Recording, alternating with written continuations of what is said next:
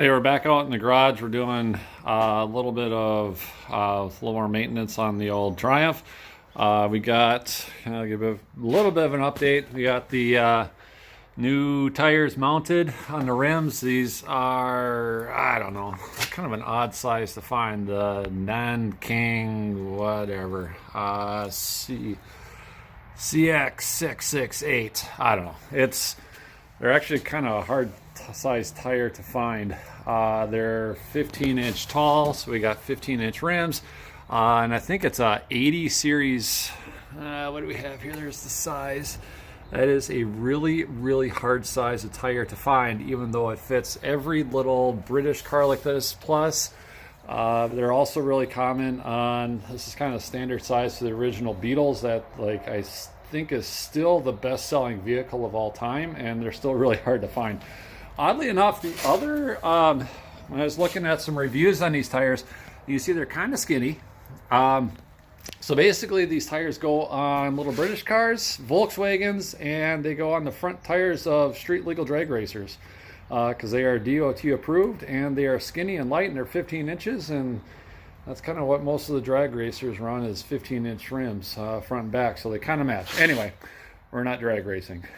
So you can see I've got this thing jacked up pretty high. What I'm going to work on today is doing a little bit of maintenance, and I kind of got to this point because I was going to put the front rims on, and I thought, well, I started looking around. It's like, oh wait, I should do some other maintenance on this. So on a car like this, it's a little bit different than your average, recently manufactured vehicle, which is a lot of people will whine and moan about how complicated cars are today. And you can see there really isn't a whole lot here. Like, this is really pretty basic engine bay. There really isn't anything, like, everything is really easy to pick out. There's no computers, no wires. Well, I guess, sorry, there are wires here, but there's no ECU, ECM, there's none of that stuff. Emission stuff was just, wasn't even a thought in 1962 when this was built, and probably designed in the 50s, so they really didn't give a rip.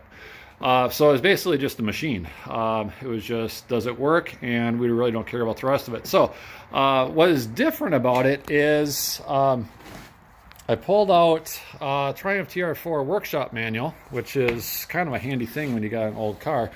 And I'm going through page number, not that it really matters to you, but I'm at the basically that's in the beginning of the manual. You can see I'm really kind of early on in the thing. And I'm at the maintenance section, and basically what I'm going to try to do, obviously it's not going to go this whole video, but basically you just kind of follow your way around here, and 1, 2, 3, 4, 12, and then start working your way around here and just follow the arrow, and basically it's sitting, lay it out just like this, and everything just kind of just work your way around it. So you'll notice that each one of these there are circles, and there are triangles, and there are squares, and there are numbers, and it kind of looks a little bit like kindergarten or first grade, but it's nice and simple, and so it's all nice and coded. Thankfully it's black and white, and I appreciate that. They didn't color code the sucker. So basically if it needs oil, you put some oil in there. If it needs just attention, which doesn't, just take a look at it and give it what it needs. And then finally there's grease. And I've got the grease gun. I don't have it right here, but it's on there sitting on the ground on the other side of the car.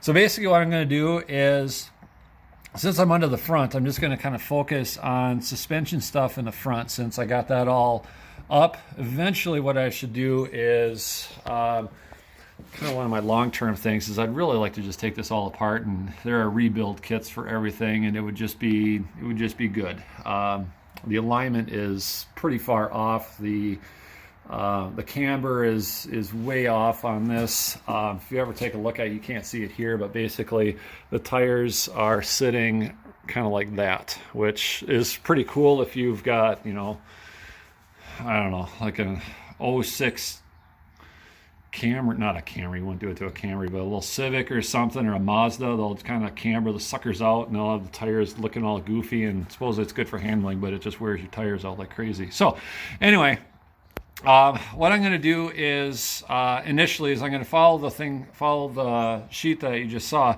But like here, so I believe this is would be a tie rod end. So basically, I've got a little grease gun, and I'm just going to first off, before I do anything, I'm going to wipe them down because if you try hitting that with grease.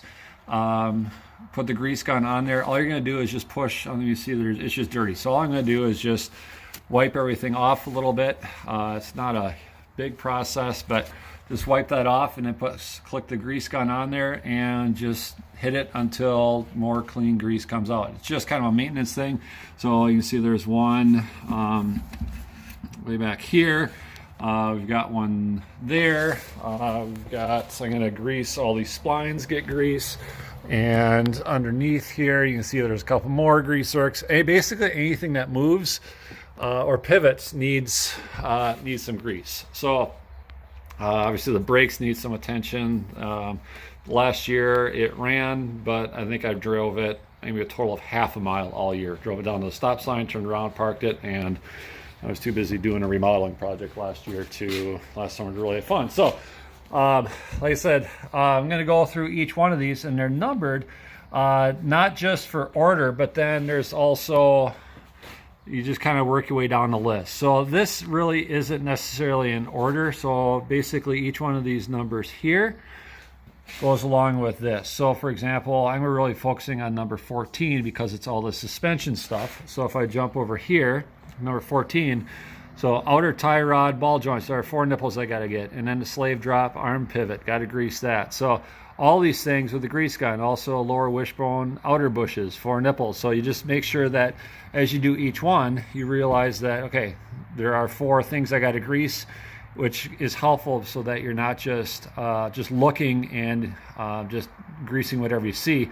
This kind of helps if you've got a checklist, you can just kind of work your way down. So this is probably the biggest difference here between 50 some, let's see, it's a 62, so a 58-year-old British car versus, something like, it's a little bit more reliable Camry or even a Ford. No comment on that. But if we go, this is just ridiculous for today. Nobody would even consider this as a reliable interval, like to check the tire pressure weekly. Should you? Yes. Does anybody do it? No. The battery, top it off. Battery stay, you can't hardly even top them off. There's some of the dirt bike batteries, but most of them are sealed. Yeah, some of this stuff. Gearbox, whoever does that anymore. Distributor for number 15, that stuff just doesn't happen. Handbrake lever, most cars today, I think new cars all have electric handbrakes, which is just boring. Hard to do a power slide in the parking lot if you got electric brakes. Just shuts everything down. Number 17, oil filter. I think that one's kind of interesting. Renew cartridge. That used to be the way things are. The way I understand it is a lot of oil filters are going back to having cartridges. This one has, you can see the black with yellow and white tag. This one was originally designed that way, but it now has, there's an adapter in between there. I don't know if you can see that right there. That's an adapter that basically goes from the 1960s style cartridge, so it's just a can with a filter, and you would open it up and then replace the filter, put the can back on it.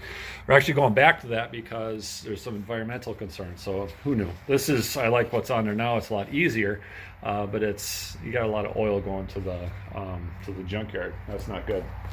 So one thing I wanted to highlight here is there are some British weird things in there. So number 9, they don't spell tire the same way that we do. And number 21, propeller shaft. And I thought that's kind of interesting because we don't call it propeller shaft. So I guess that's one thing I want to look for is have you think about what in the world is a propeller shaft. It's not a car. There is no propeller. This thing doesn't fly. It doesn't even go fast. So I'm just kind of comment on there somewhere and figure out what in the world is a propeller shaft.